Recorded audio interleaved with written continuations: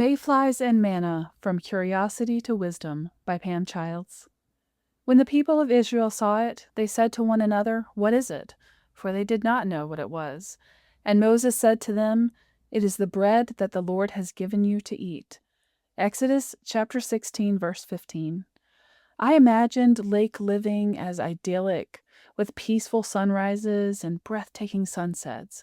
And it was, until May, when thousands of mayflies hatched and covered our boats, docks, and trees, and hovered like thick black clouds at dusk.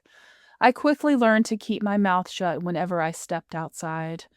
Watching the mayflies, I asked the same question that the Israelites asked one another when they first saw manna, the bread from heaven, in the wilderness. What is it? Exodus chapter 16, verse 15. The Israelites hadn't seen manna before. I had never seen a mayfly. Our questions weren't wrong. But wisdom doesn't end by asking, "What is it?" The Israelites saw flakes of manna on the ground. God saw provision for his people. I saw the mayflies as a nuisance. God saw the bugs fulfilling the purpose for which he created them.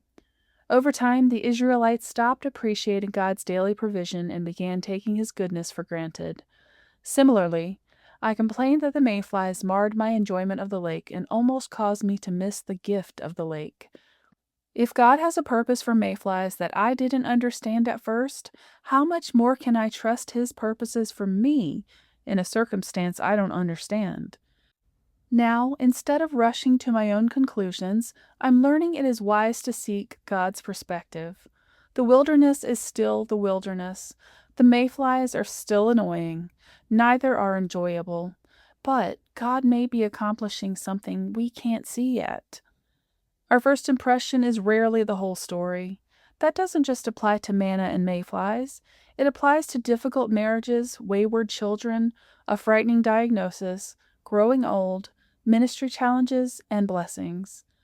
James chapter 1 verse 5 reminds us, "If any of you lacks wisdom, let him ask of God." Before we react, we pause, ask God for wisdom, and trust that he sees more than we do. The next time an unexpected mayfly lands in your life, it's natural to ask, "What is it?" That's curiosity. But then ask, "God, what do you want me to see?" That's wisdom. Questions for reflection. What mayfly in your life have you labeled as bothersome? Ask God to help you see it through his eyes.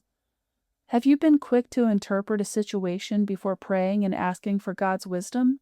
Ask him, "Lord, what do you want me to see?" After trusting God in a difficult season, where have you seen him reveal his purpose for you?